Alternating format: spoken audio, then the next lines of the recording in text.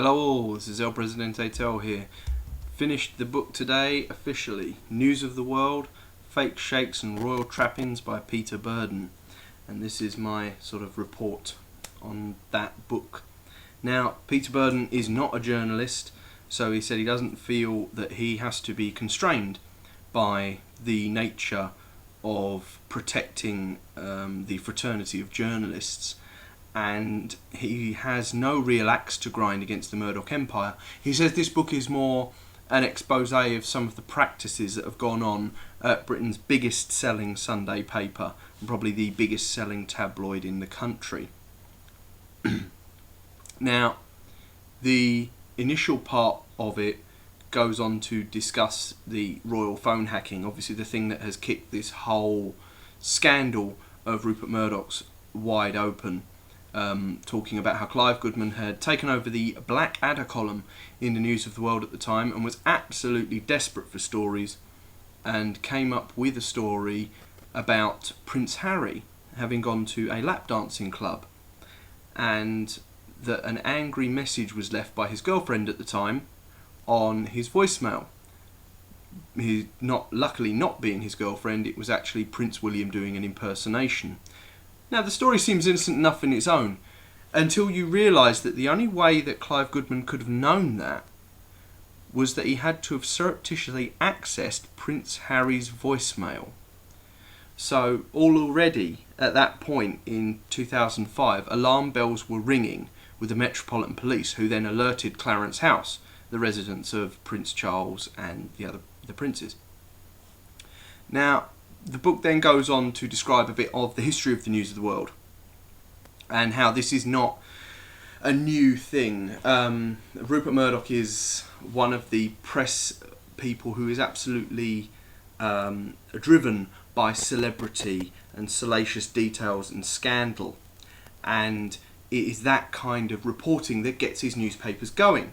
Take the case in 1978 of a lay preacher and maths teacher by the name of Arnold Lewis, who advertised for casual walks in Brecon Beacons with a pub social first.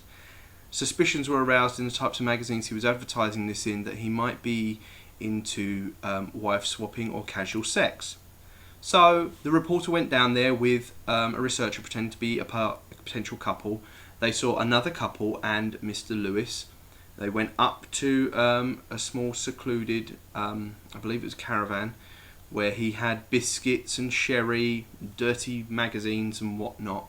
They made their excuses and left, and he carried on with the other couple. He'd said his wife wasn't there because she thought he did motocross weekends, and in reality he'd have liked her to have been there, but it's not really her scene.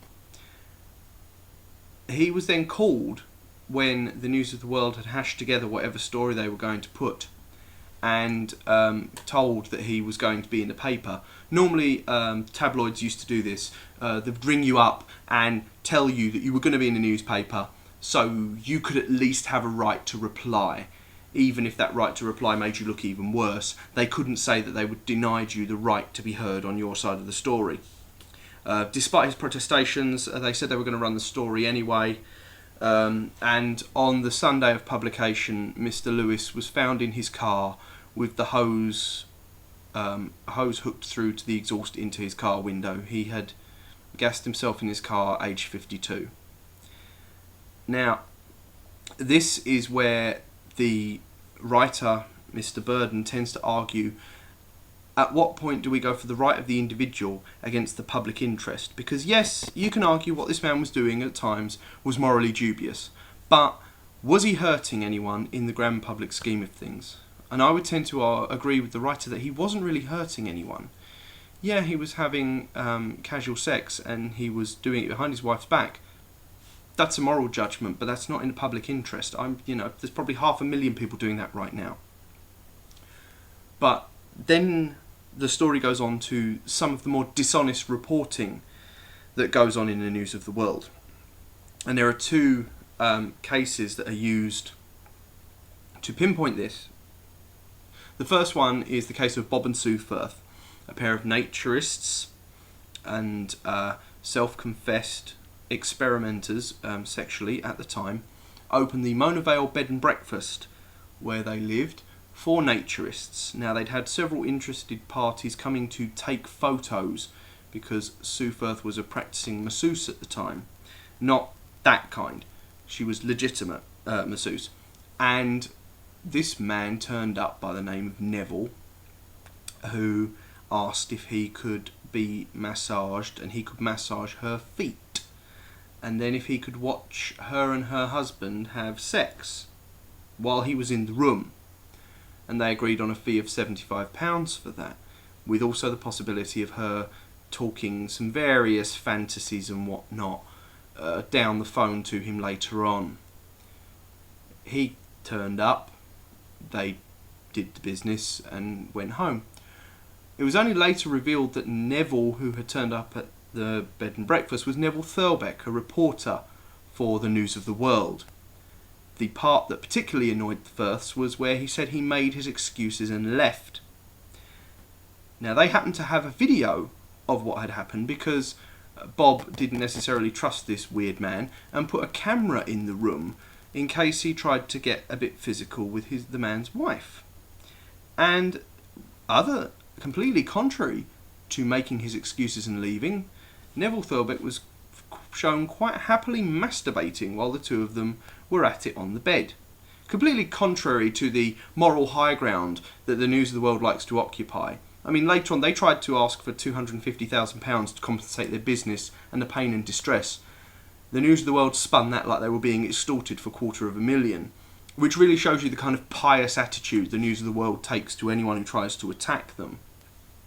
The other main focus with regards to dodgy reporting is the infamous fake sheikh Mazer Mahmood.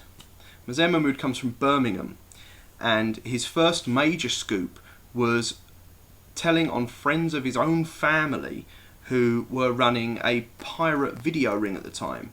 They were taking Bollywood movies from over there, from the airport lockers, copying them and sending them back for anyone noticed. Now, there wasn't a Bollywood distribution arm in the UK at the time. There wasn't enough demand, it was argued. And these people were doing it to sell to the Asian community over here.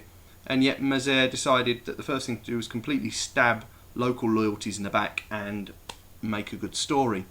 The next big scoop he did was betraying information from his own brother, who worked at the BBC's Pebble Mill studios at the time, and he had told the story that his brother had told him about people from the BBC moonlighting on various other jobs, which his brother was absolutely furious, has never quite forgiven him for, and he doesn't talk to Mazer at all.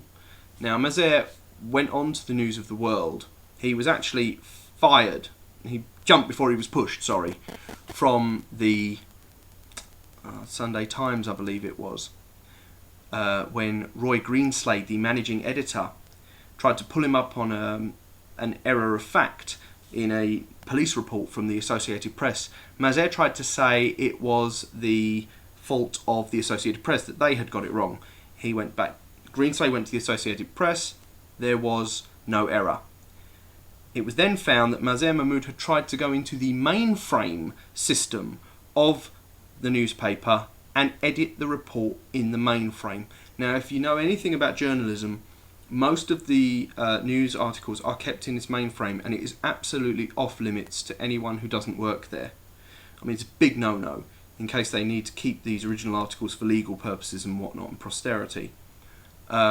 It was instantly decided to sack Mahmood, but he had resigned before he could, and he never went back ever again. He was hired straight away for the News of the World. And his biggest scoop at the News of the World at the time was the Victoria Beckham kidnap trial, involving several, I believe, Albanian gangsters at the time, all arrested, very dramatic, and the trial completely collapsed, thanks to the fact that Mazer Mahmood had paid the main witness £15,000, thus completely invalidating any of his testimony because it had been bought. Now, then he moved from that into basically kind of drug stings and prostitution stings and dodgy dealings with people as the fake sheikh. He would pretend to be the fake sheikh. He would have this money that he would give, and for whatever services he wanted to open a nightclub, you wanted to invest somewhere, and he'd try and get these salacious details out of you, or try and con drugs out of people like he did with Lawrence Dallaglio. The Radio 2 DJ Johnny Walker, he did the same thing to him. Now, the writer Mr. Burden raises a good point, that he says perhaps this could be an intimation that they were aiding the procuration of drugs. Now, definitely in America, and quite possibly in the UK, that is an offence. That is a felony offence. So why Mazen Mahmoud hasn't been charged with a felony, God only knows. But the final section on the reporting moves into one of the more notorious cases of the time, the Max Mosley case. Max Mosley was the head of the FIA, the sort of governing body of motorsports, and he had decided to indulge himself with a bit of sadomasochistic fun. You know, perfectly fine, not a problem. It's up to him what he wants to do in the privacy of his own bedroom. But Neville Thurbeck, remember, the guy in the room masturbating, he writes the article, and he puts in that it was a Nazi sadistic orgy, like a concentration camp.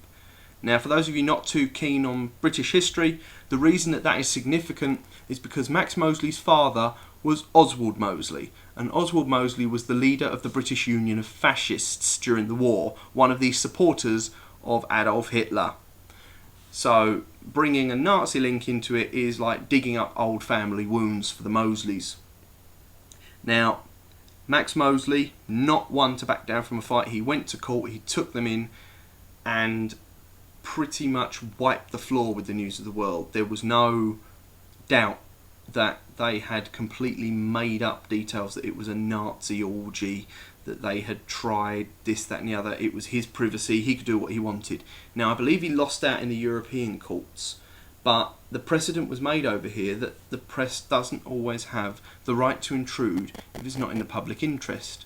I mean, despite promises from the News of the World that they weren't going to do it again, you know, after the death of Princess Diana, Clive Goodman, the royal editor, accessed royal phones 487 times. If anything, the fact that no one was rebuked for that shows that the Press Complaints Commission is an absolutely toothless entity. That and the fact that when a paper does apologise, it's not often given prominence. An example cited in this book is Peaches Geldof.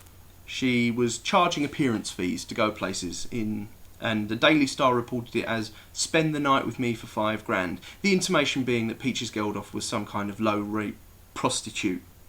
She quite rightly complained.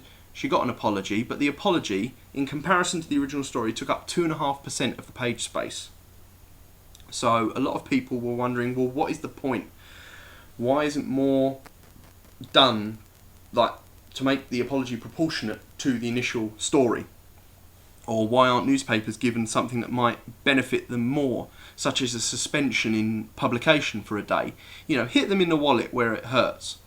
So yeah, all in all, a very interesting read, some very provocative points raised, and I'll put a link to a copy available on Amazon if I can find it. If not, I'll put a link to where it can be available to purchase. So, this is El Presidente Tel. Love, peace, liberty.